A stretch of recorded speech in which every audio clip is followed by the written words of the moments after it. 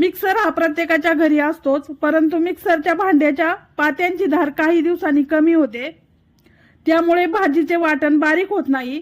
पात्याची धार नवीन सारखी करण्यासाठी फॉइल पेपरचे तुकडे मिक्सरच्या भांड्यात टाकून 2 ते 3 वेळा या पद्धतीने मिक्सर चालू करून घ्या।